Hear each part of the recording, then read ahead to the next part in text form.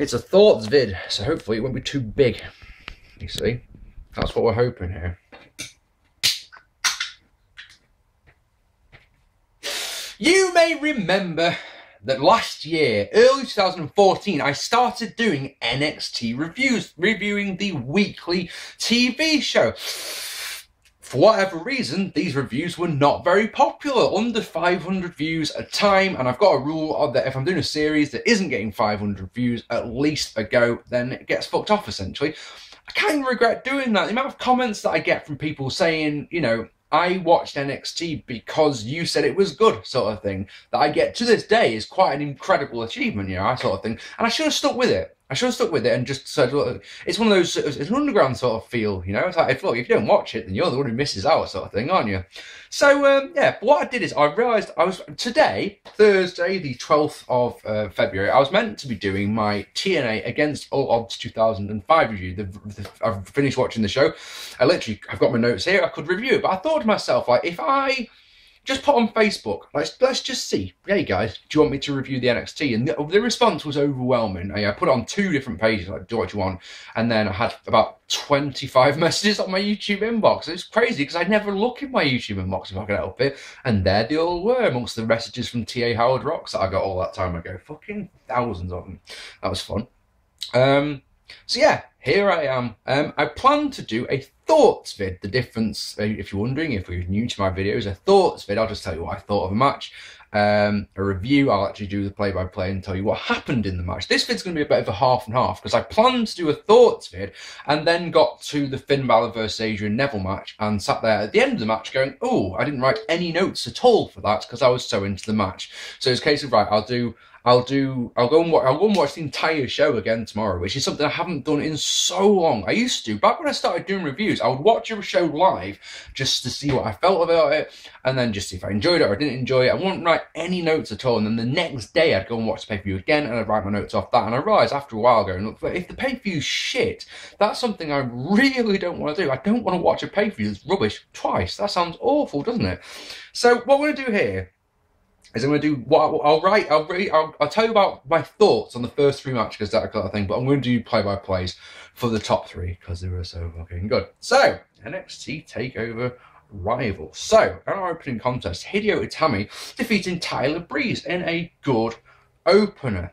Tyler Breeze is a particular favourite of mine. The more people who tell me that they don't like his character, the more I seem to like it, because it's one of those, well, he's doing his fucking job then, isn't he? He's a heel who's an arrogant fuck, who's a pretty boy, and if you don't like him, he is doing his job. When he comes out and he sings his own entrance, well, he's like Shawn Michaels, you know, he sung his own entrance music. That's a big tick for me, because it's the arrogance of it. But when he comes out with a fucking selfie stick that's all blinged up and all that, you're like, this guy's fucking great. Some bird jumped on him as he's making his entrance, and he sat there. The way that Breeze carried it, like, yeah, fuck it, I'm sure the bouncers will get her off me. And he wasn't phased in the slightest. I really enjoyed that. I loved how Tyler Breeze worked the legs in this match. I really did, because at the end of the day, the former Kenta is renowned for his kicks. So he just, to Breeze, did what you would do and take out the legs, doesn't he? So he did a figure 4 around the ring post. He did this insane figure 4 Texas cloverleaf sharpshooter thing that I really, really like. Kenta obviously came back with kicks. He sold the leg nice. He didn't sell it quite as much as I would like, but he did sell it. He would do a kick or 3. Let's say he did 3 kicks, and after the 3rd one, he sort of shake it out a little bit. That, I've got no problem with it, I suppose. He teased going for the GTS, which the crowd went mental for. When he eventually does that move, wherever it is, the place will go berserk. I promise you that much. Really good near fall in this one. When Breeze hits the super kick, really like that. Hideo comes back with the massive kicks, selling the leg after the kicks. He gets a very, very big kick. We call it the bazooka kick over here. And that gets the win. And he sold the leg afterwards. This was a good opener. It started the show perfectly. I'm happy to go 3 stars. If you rated this one higher, good for you. I love the psychology. It was decent length. I can't remember exactly how long it went. And the crowd were hot the whole time. Happy days. Next, there was a little segment in the back where Regal was just glaring at Kevin Owens. I like that a lot. Baron Corbin defeating Bull Dempsey. I didn't like this match. These two fought twice already on NXT, and both times Corbin just battered him. So you started going, and they need to have a no disqualification match because Baron Corbin, it reminds me of Bobby Lashley. WWE's Bobby Lashley, because haven't seen, but I hear he's doing good work in TNA. And what I mean by the Bobby Lashley effect is, remember when Bobby Lashley was in WWE, he would do a suplex on you and he'd look almost apologetic about it. Like, I'm sorry, I'm just doing my job, sort of thing, as he suplexes you. Baron Corbin just doesn't intimidate me at all. He doesn't look intimidated. His face is just blank, and when he comes out, he just reminds me, look, I don't actually want to do this as he's punching you. I've just got no choice about it, you know? For under no disqualification rules, this was some pants-ass brawling. Bull got a chair, but fails to connect with it and falls to the end of days in about 4 minutes. Didn't really care. There's a couple of botches in there. I mean, if you want to give it 1 star, good, I can handle 1. Anything more than that. When I watched this show originally, I gave it a dud rating, believe it or not. On a second viewing, I'm going to go half a star, because I'm a nice boy. Okay, next, Blake and Murphy defeated the Lucha Dragons to retain the tag team titles. Blake and Murphy once had first names, now they just don't, because wrestling, I suppose. Holy fuck, their music is so awful. I'm not a big dubstep fan at the best of days. The only dubstep I seem to like is the stuff that my brother makes. If you like my my series vids that have got the intro music, yeah, that's the type of dubstep that I like. It's the stuff that my brothers make. You know, that I can deal with. Then, oh god damn, bassy wobble for bassy wobble's sake. Fuck's sake, awful. Let me tell you about this match. For everything that was good in it, there was something equally shit. To the point where there was a Botchamania chant in this match. But when they did do good stuff, it was really, really good. So it was a very tricky one to think. It was, obviously the generic tag team match at the best time. But, I mean, let me tell you something, right? There was 2 things that really stood out for me. The first one, they double back suplex into a neck breaker. That looked stunning. And then Kalisto did this Rana that put one of Blake and Murphy, I couldn't remember which one it is, right, and I mean right on top of his dome. And it was so nice. It was one of those, impressive running brainbuster and 5-star frog splash get the win for the champions. I will probably get heat for this one. I'm going to go 1.5 stars. I expect people to actually rate this one a lot higher than I did.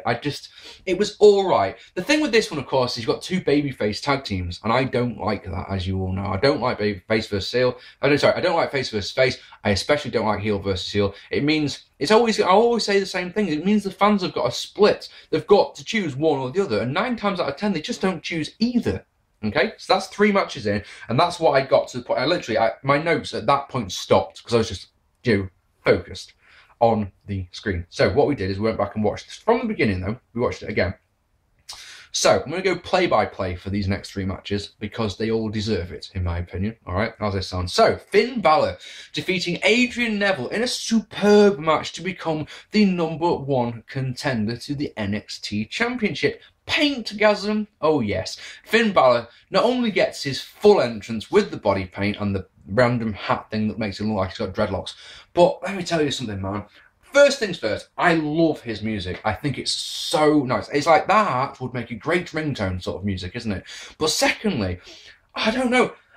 He comes out, right? If you've not seen Finn Balor before, his entrance for the big shows, then you're missing out. When the white lights go on and he raises his hands, did you notice that most of the crowd did it with him? This made him feel like a superstar. This made it feel big time. It made it feel like he is a special guy. On top of his wrestling ability, he's got everything. And you're starting going, this guy is awesome. Let me tell you something before we go on. I'll probably mention this again at the end of the vid, yeah? Go and support your local indie guy, all right? Your indie shows. I seen both of these two wrestle in little halls around the country. I've seen Finn Balor twice when he was Prince of It, and I've seen Adrian Neville when he was Pac twice. I'm very lucky to be able to say that. Very, very, very lucky. Think about it. If you go to your local indie show, there could be some guy who's wrestling there who's just a generic guy. Might do a bit of things that stand out. In 2 years' time, you could be watching him in NXT doing what he's doing now. Isn't that an amazing thing to think about? Neville said on his build-up package before the match that, Balor does this sort of stuff to intimidate his opponent, but I will not be intimidated by that. Great touch. One thing, don't ever let Neville do commentary again, because the Finn Balor versus, what's he called? Hideo Itami. I just call him Kenta. Every time I just call him Kenta. Yeah. Neville did commentary for that match. It wasn't good. Anyway, so lovely back and forth on the mat leads to a Balor dropkick. Neville bails, so Balor thinks about doing a dive onto him on the outside, but Neville sees it coming, gets back into the ring, but runs into a dropkick. This time, Neville bails again, and Finn Balor's thinking, I might do a dive onto you, but no, he comes back in with a dropkick of his own. Is Neville evil? Is he a heel? I'm not sure, because he goes for a chinlock, which is a very evil thing to do, is it not? Balor escapes and wants to springboard off the ropes, but Neville catches him with a dropkick of his own. He follows with a vertical suplex for 2. He lays in some elbows and goes back to a headlock. Balor escapes and gets an enziguri, knocking Neville to the outside, and this time, on the 3rd attempt, Balor does a somersault onto him, and it's fucking perfect. Neville bails to the timekeeper's area. So Balor sort of stalks around the ring after him, hits this dropkick that sends Neville into the barrier so hard. Draws a holy shit chant. It was absolutely fucking awesome. But then, if that wasn't enough, right, as Neville's dragging his broken carcass into the ring, Balor comes off the top with a double stomp right to the back of the head. It's so fantastic. The resulting cover gets such a good near fall. Balor then wants an inverted DDT, but Neville escapes and they exchange hard kicks. Balor goes for a spin kick, which Neville counters into a German suplex because he can. A fucking stunner of a move. He then does a Akira Tozawa style bridging German suplex that's so nice. Neville gets a fucking, do you know what he gets? Phoenix the Splasher off the Brett's rope.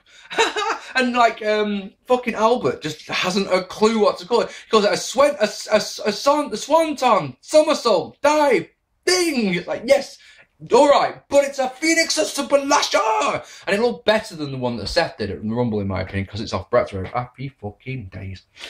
Balor comes back with a sling blade, an amazing lariat that turns Neville inside out. He gets that inverted DDT he wanted before, and that gets 2. He goes up top, but Neville stops him. Neville follows with a ridiculously hard kick to the head. Balor's down on the ground. Neville goes up top, goes for the red arrow. Balor gets the knees up, and then I promise you, this is the best near fall I've ever seen in my entire life. Like I say, Balor gets the knees up and in one motion turns it into a cradle. If that's not good enough, honestly, this near fall, you have got to see to believe. It is so close. And then they show they show it on the wide camera. The entire side just lose their shit because they think that this is a 3 count. Everyone in this building, everyone watching at home believes that this is a 3 count. It was fucking great. People in the front row lose their shit, like I say. Balor dropkicks Neville into the turnbuckle and then hits the double stomp right on the dummy for the win. 30 minutes, 27 seconds. The two men shake hands after the bell in a nice touch of sportsmanship. This was brilliant. If you want to go higher than 4 stars, please do. I am going to go 4, and I'll tell you why. And it's nice and simple. The fuck is that? I'm sorry, do you ever spot something like the corner of your eye? Let's go and have a seafood party. Man, my missus buys random things. Anyway, sorry, that was random, wasn't it? I felt like they were holding that back just a little tiny bit. It's like, look, we're going to give you a lot, but we're not going to give you everything that we could. And it's one of those, if this was this, got to imagine what the rematch is going to be like. That's what I felt. If you want to go... Oh, I'm losing my voice now. If you want to go higher than 4 stars, please do. I watched it twice. I loved it both times. Felt like it was just enough. Like I say, that near fall was heart-stopping stuff. Amazing. I have one issue with this match, and it doesn't affect my rating at all. Please let me know if you had this as well. This match skipped in 3 places on the replay. I don't know if it did it on the night, because guess which match my fucking network decided to buffer with? Oh yeah, this one. Yeah, so I didn't see all of the match the first time. When I watched it back the second time, in 3 places it didn't buffer, sorry, it just skipped. There was about a 10-second bit missing. Like, at one point, Balor went for a move, and the next thing you know, he's on the ground. And you're like, so what's happened in between? There's nothing. It just skipped. Very annoying. In one of those, well, fucking top that roster sort of things. Next up, Sasha Banks defeated Charlotte, Bayley, and Becky Lynch in a great match to win the Women's Championship. Not the Divas Championship, the Women's Championship. Love that. Love it. Absolutely tons and tons of storyline going into this one. They've all turned on each other over the time. I think Bayley and Sasha Banks used to be best mates, and they turned on each other. And I think Bayley and Becky Lynch were mates, and now Becky Lynch is with Sasha Banks, but they're not together anymore. And it's all Sasha Banks and Charlotte were together. So many storylines going into this one match. Like, yes, this will help. They all star on Charlotte. Quite rightly as well. They go outside in one of those, been waiting for that one for a while. I don't know if you're watching this review going, the fuck are you on about, Mark? On NXT, they have, on the apron, they have an LED board, and it looks wonderful. It's one of those, why is that not on the main roster? That would look great. Charlotte is launched back first into this LED board, which turns off instantly. It crackles and turns off, and you're like, that looked brilliant. What a great little moment. And yeah, I was watching this with I Blame Dan Agar, and Dan Agar, he'd been marking out for, he said a couple of times like that, I can't get my head around that LED apron, it looks so good.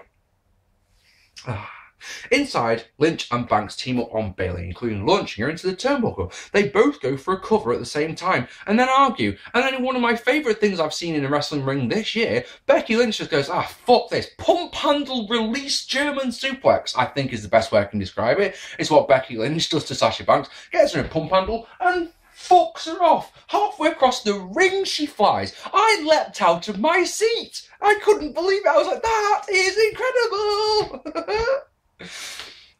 Becky dragon screws Bayley's leg and then locks on a modified Indian deathlock. Bayley has an injured left knee. I like this. I like it a lot.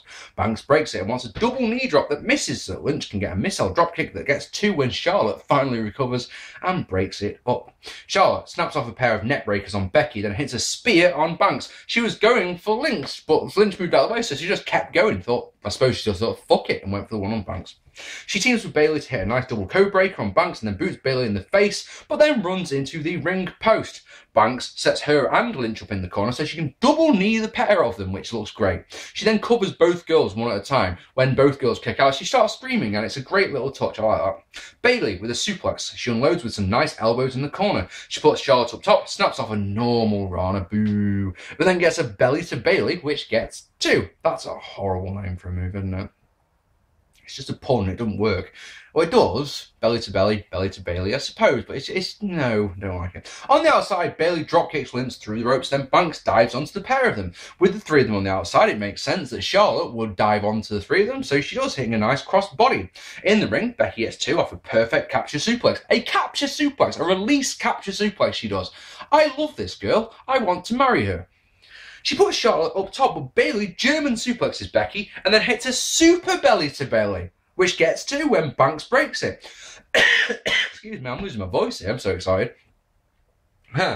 She tries to take advantage of the fact that Charlotte is still down on the mat. She covers, gets a really, really good near fall. Crossface by Banks on Charlotte. Banks break. This is so good. You've got Becky and Bayley on the outside, right? So Banks sees that they're getting in the ring, breaks the cover, kicks Bayley off the apron so that she lands on Becky, who turns around straight back to the crossface. She knows what she's doing here. The thing is, Charlotte refuses to tap out. She reaches for the ropes and everything. It's really dramatic. And then it's one of those, it's almost like she has a light bulb moment, and Banks goes, I know what to do. Because it's like, you've been pulling on her. You can tell she's weak. So what she does, she just calmly rolls it over into a crucifix, which gets the win. So good. That is an amazing finish. It's a legitimately brilliant finish. I was so impressed with this match. If you watch NXT on a regular basis like I do, this wouldn't have been a surprise. At the last Takeover show, I think it was Charlotte and Sasha Banks actually. Yeah, it was 1-on-1 for the Women's Championship. I said that night, to friends, I think Sasha Banks has just won me over. Because until that point, I thought she was just a pretty face, but she can fucking go. Her ring performance is amazing. Charlotte's just one of these freaks of nature who seems to just be going leaps and bounds per match. Amazing. For me, Lynch was the star in this match. And it's just because of those 2 suplexes. I want to see more of her because of those 2. She should incorporate that pump handle German release suplex thing. That should be her finishing move because it looked amazing. This match skipped in 3 places when I watched it back. If anyone else had that issue, can you please let me know? Yeah, loved it. Absolutely superb. And I gave it the same rating that I gave as the previous one. A 4-star match. Brilliant. Absolutely brilliant. You could make an argument, and if you did, I wouldn't object, that this was the best match of the night. Seriously. A women's match. I hate women's wrestling. It's crazy, isn't it, that the divas, after so many years, have made me despise it. It's only since I started going to Future Shock that I've got back into women's wrestling, and even that's taken a long time, because it's one of those, most of the time, it's just one of the things, I think WWE is just condition you to go, look, women's wrestling is bollocks, just so you know. Just so you know, women's wrestling is wank, just ignore it. It's the piss break match. It's crazy. I saw a tweet that said, desperately need a piss, but can't go because there's a women's match in the ring. And you start going, are you looking at it and going, and then you go, yeah, like it. Because normally when it's the divas, you just go, right, time to go piss, time for a free shit, time to go get a beer, time to roll a joint, anything you want to do. It's long as I ain't watching that bollocks. I've never watched them. How many of my pay-per-view reviews have you watched where I've just go, and then a women's match happened, which was nice, and then we skipped, it's just, I've got no time for it because I know it's going to be shit. I know it's going to be shit. I know if I watch it, I'm going to give it 1 star if it's really particularly good, Anyway. Kevin Owens defeating Sami Zayn in a superb match to win the NXT Championship. So 2 things before we get on to the match. First one is I saw various wrestling fans yesterday before this show. Each of them, I said to them, if it was up to me, I'd put the belt on Owens. I really would. Because I feel that Sami Zayn is, I was really chuffed when he won the championship, don't get me wrong, and the match was amazing with Neville. Reverse Rana, people, come on. But I feel that Sami Zayn's the type of character who's better in the challenger role than the champion, so I would put the belt on Owens. Of course, the fact of the matter is this is Owens' 2nd or 3rd ever WWE match going, not gonna happen. I would have bet money on Zayn retaining. I really, really would. Secondly, the build-up package for this match may be my favourite ever build-up package. It was absolutely perfect. It was so good. Showing old photos of the 2 of them, of Generico and Steen travelling around the world, and saying when Zayn says, and then Owens went and got married and had a kid, and that's where our relationship changed, and it was like, that is great, because that's how life works. I'm sure if you're my age or above, especially, I'm 32, right? Half my friends, at least, that I grew up with have got children now. I'd probably say 2/3, and we don't see each other because, I can't come out tonight, I've got to stay and look after the baby. Well, you're a fucking moron for having a child, then, aren't you? I'm very pleased about the fact that I've reached 32 and still don't have children. I do have 4 rabbits, though, so they are my kids at the end of the day. But at the same time, if they're pissing me off, they can go into the pen. If I want to go and watch wrestling, I can do so. And if I want to go to the pub and get absolutely shit-faced, I can. It's not like, I've got to get a babysitter. Fuck off. That sounds awful. Anyway, so that was great. It was like 2 or 3 minutes long. The music was spot on. It was all great. So, I actually, as these were making their entrances, I put on Twitter that I actually had butterflies in my stomach. I can't remember the last time I had butterflies in my stomach for a televised wrestling match. Different story when you're there live in person, isn't it? Because you've got a bit more of an emotional investment. But this was just like, I can't wait. I'm so excited about this match. It's amazing. So, Owens stalls on the outside.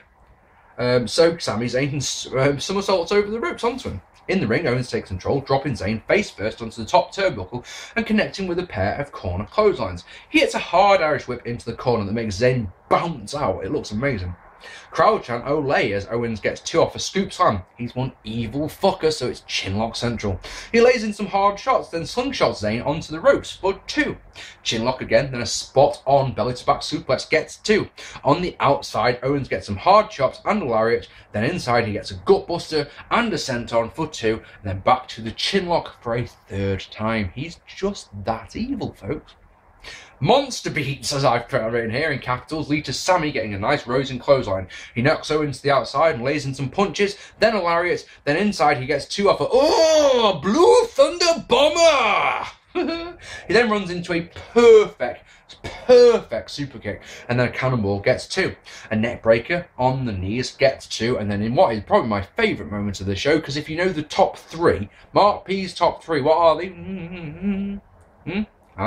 And that's right, yeah. Tiger suplex, dragon suplex, reverse rana. They are my top 3 favourite wrestling moves. A half Nelson suplex, folks, is a variation of the dragon suplex. And yes, I marked out like a little kid for it. Half Nelson suplex. Thing is, he got him in the half Nelson position, and I'm like, not a chance. No way he's gonna. Yes, he fucking is. Launched him across the room. He gets 2, by the way.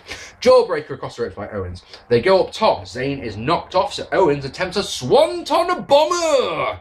But Zayn gets the knees up and hits an exploder into the corner. He wants the Yakuza kick, but Owens bails. Zayn wants to follow, but Owens attempts to bomb him on the apron. Zayn escapes, hits a sick springboard moonsault onto Owens, but this is the bit where the match changes. Alright, this is where it changes. He lands hard on the back of his head, and we then see what could be the best sell job I've ever seen in wrestling, because this was all kinds of fucking wonderful from now on. Inside, Zayn looks concussed, and it means that Owens can get a pop-up powerbomb for 2. Owens lays in the punches, a massive uppercut, and more beats to the point where a trainer comes out. Owen powerbombs Zayn twice, covers, but Zayn, it's like he didn't kick out or anything. He just sort of rolled onto his side to kick out. It was so good. It's like, look, this is all I've got left. The only thing I've got left. I can't do this. I can just go, ugh. That's it. That's all the energy I've got left. He looks absolutely fucked. I've got written on my notes here, if this isn't a real concussion, this is a truly masterful sell job. One of the best I've ever seen. His eyes look glazed over. He's all over the place. He goes to the punch and just completely misses. So Owens picks him up for another 2 powerbombs. And incredibly, and I say that incredibly, the referee stops it, and there's this moment of like, and what does that mean if it stops it? Has the referee thrown it out so it's a draw, something like that? Oh no. The ref stops it and awards the championship to fucking Owens. Jesus Christ, this was good. Sami Zayn took the biggest beatdown. He got battered. It's obvious, it really is obvious, surely, that these two are good friends outside the ring, because Zayn did everything in his power to make Owens look like an absolute star. Hot crowd, went 22 minutes, which is a great length, an ending that you will never forget, because you never see it. I never want to see it again from Owens, at least in NXT. If you want to do it on the main roster, maybe. But it's one of those things, I'd get bored of it very quickly, I think. But as a one-off, oh mate, this was good. What makes it even better? Yeah, check this out. Actually, let's go for a negative, and then we'll go for a positive. So the negative, this is not the match I was expecting. Honestly, it's not. This was a lot more wrestling-wise. I was expecting a brawl. These two hate each other. You know? Brawl. Batter each other. No, this was a lot more of a wrestling match than I was expecting to. You could say that's a negative. A positive, a flip side positive, though. Fucking Owens, what a guy. Gets in the middle of the ring, holds his belt up, tears in his eyes, tears rolling down his face. This matters. You, former mate, you don't mean shit. This is all that matters. This right here. That is great. That is great. And do you know something? Do you know? Again, like the Finn Balor versus Adrian Neville match, I felt they were holding back. Because think about it, we've seen these two guys beat the fuck out of each other in PWG and Ring of Honor. We know what they're capable of, you know? So we knew that going into this that it was going to be great, but I felt 4 stars is fair. I really don't think it's a 4.5 or even a 5-star match. It may be 4.5, right? If you want to go, if you want to go the full beans, do it. All right, I will go for I've got no problem with that. I'm going to say that these top 3 matches are all 4-star matches. Ladies and gentlemen, I don't know if you can tell by how enthusiastic I've been about this review, but I have loved this show. I absolutely loved it. Rare is the day I'd nowadays watch a show and then watch it again, you know, the next day. That's what I did here. I love it. Let's go put it this way, right? If you haven't seen this show, I promise you, you have no excuse, all right? If you are listening to my voice now, you have no excuse. If you're listening to my voice right now or watching my ugly, ugly face, then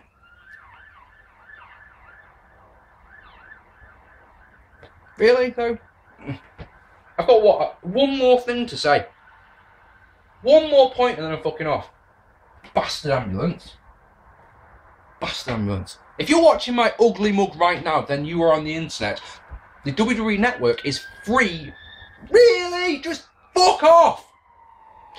The WWE Network is free for the month of February. Go and get the network. Go and watch this show if you haven't already. Fuck, if you have to pay your $10 a month, do it. Your £10 a month, do it.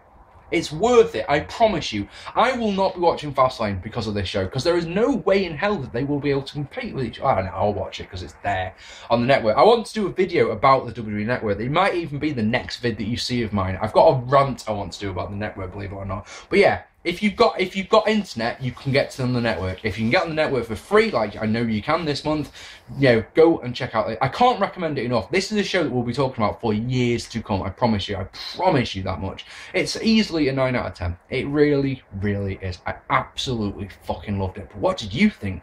Ladies and gentlemen, I would love to know down below what you thought. I would love it even more if you hadn't seen it. Okay? Okay? I'd love it if you went and saw my review and then thought, well, if Marc P's saying it's that good, best go and check it out. Then do that, come back to me and tell me what you thought. All right, ladies and gentlemen, if you haven't already checked out, click out the subscribe button, hit the like button as well. Leave me a lovely comment down below. Please share this video on social media. I love it to see when I go on Twitter and my notifications, someone shared my video. I love it when people share it on Facebook. It means the world. It really does. The more eyes we can get on me, the better. All right, ladies and gentlemen. Yeah, next up, against all odds, 2005. I'll probably have that up on Sunday. All right, take it easy, guys. Thank you so much for watching, and I'll see you all very soon. Take it easy, guys.